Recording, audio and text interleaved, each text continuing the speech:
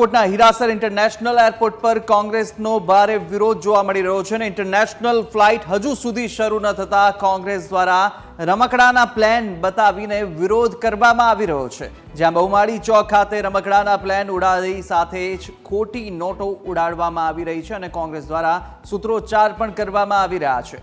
કોંગ્રેસે બીજેપી પર આરોપ લગાવતા કહ્યું કે બીજેપીએ ચૂંટણી પૂર્વે પ્રજાના 1400 કરોડ રૂપિયાનું આંધણ કર્યું છે।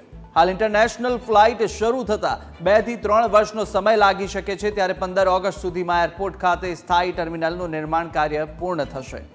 તો કોંગ્રેસ દ્વારા વિરોધ પ્રદર્શન કરવામાં આવી રહ્યું છે કે જ્યાં નકલી રમકડાના વિમાન લાવવામાં આવી રહ્યા છે ઉડાડીને અનોખો વિરોધ કોંગ્રેસ દ્વારા કરાયો। હીરાસર એરપોર્ટનો વિરોધ કરાયો છે। ડોમેસ્ટિક એરપોર્ટ માત્ર ને માત્ર અત્યારે બની રહ્યું છે। શું કહેશો ઇન્ટરનેશનલની માત્ર વાતો? એક વર્ષ પહેલા વડાપ્રધાન મોદીના ડ્રીમ પ્રોજેક્ટના નામે રાજકોટથી દૂર 1400 કરોડના પ્રજાના ટેક્સના પૈસે એરપોર્ટનું ઉદઘાટન કરવામાં આવે અને ત્યારે ચૂંટણી હતી। સૌરાષ્ટ્રવાસીઓને ભલે એવા ભાઈ તમે અમને મત દેજો, મત લઈ લીધા, કામ પૂરું। ગઈકાલે એરપોર્ટ ઓથોરિટી ઓફ ઇન્ડિયાનો રિપોર્ટ આવ્યો કે આ એરપોર્ટ ઇન્ટરનેશનલ એરપોર્ટના જે માપદંડો હોવા જોઈએ તે નથી। તમે ચૂંટણી પહેલા ભાઈ મોટી મોટી જાહેરાતો કરો ને હવે આવી રીતના કરો। અહીંયા રાજકોટમાં જૂનું એરપોર્ટ હતું, શા માટે સૌરાષ્ટ્રવાસીઓને તમે મામું બનાવ્યા? સૌરાષ્ટ્રની પ્રજા બહુ હોશિયાર છે। આવી રીતના કેન્દ્રની ભાજપ સરકાર મામું નહીં બનાવી શકે અને એને આવનારી ચૂંટણીમાં પરિણામ આપશે। ભાજપના નેતાઓનું જે અદાણીનું એરપોર્ટ છે એમને 1% નુકસાન ન પહોંચે એટલે રાજકોટવાસીઓ અને સૌરાષ્ટ્રવાસીઓ સાથે ઘોર અન્યાય કરી રહી છે। અમારી મુખ્ય માંગ છે ભાઈ કે કોઈ પણ સંજોગે રાજકોટ ઇન્ટરનેશનલ એરપોર્ટને ઇન્ટરનેશનલ ફ્લાઇટનું કનેક્શન આપો। તમે સૌરાષ્ટ્રવાસીઓને મૂર્ખ ન બનાવો, મામું ન સમજો। શું ઇન્ટરનેશનલ એરપોર્ટ ખાલી શોભાના ગાંઠિયા સમાન બનાવવા માટે રાખ્યું છે? એ વાત સ્પષ્ટ છે। 2 વર્ષ સુધી કઈ થઈ શકે તેમ જ નથી, કારણ કે જે ઇન્ટરનેશનલ એરપોર્ટની જે સુવિધા હોય એ સુવિધાને હજુ 2 વર્ષ થઈ જશે।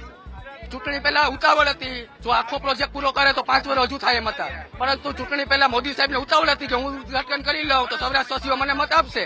પરંતુ ખરેખર બધાને ખબર છે કે એરપોર્ટ ઇન્ટરનેશનલ કોઈ પણ જાતનું નથી ને પેસેન્જરોને પીવાનું પાણી, જે બાથરૂમની સુવિધાઓ એ નથી। થોડા સમય પહેલા સામાન્ય વરસાદમાં ડોમ ધરાશાયી થયું હતું, એને ઇન્ટરનેશનલ એરપોર્ટ મંડપ ઉભા કરી દીધા, એને ઇન્ટરનેશનલ એરપોર્ટ કહેવાય। પેસેન્જરોએ અનેક વખત વિડીયો વાયરલ કર્યા છે કે અમને બહુ હાલાકી થાય છે, એટલે ક્યાંક ને ક્યાંક ઉતાવળની અંદર ઉદઘાટન કર્યું છે એને કારણે પેસેન્જરો હાલાકી ભોગવી રહ્યા છે। રાજકોટના બહુમાળી ભવન ચોકમાં અત્યારે કોંગ્રેસ દ્વારા વિરોધ કરવામાં આવી રહ્યો છે। હાલ અત્યારે જે ડુપ્લિકેટ નોટો છે તેને ઉડાડીને વિરોધ કરવામાં આવી રહ્યો છે અને ખાસ કરીને જે રમકડાના પ્લેન છે તે પણ લઈ આવવામાં આવ્યા છે અને ભારતીય જનતા પાર્ટીની સરકારે ઇન્ટરનેશનલ એરપોર્ટના નામે સૌરાષ્ટ્રવાસીઓને મામા બનાવ્યા તે બેનર સાથે આ રમકડાના પ્લેન અત્યારે લાવવામાં આવ્યા છે અને કોંગ્રેસ દ્વારા અનોખો વિરોધ રાજકોટમાં કરવામાં આવ્યો છે। જોકે એક પણ ઇન્ટરનેશનલ ફ્લાઇટ રાજકોટના એરપોર્ટ ઉપરથી નહીં ઉડે તે વાત તો સ્પષ્ટ છે।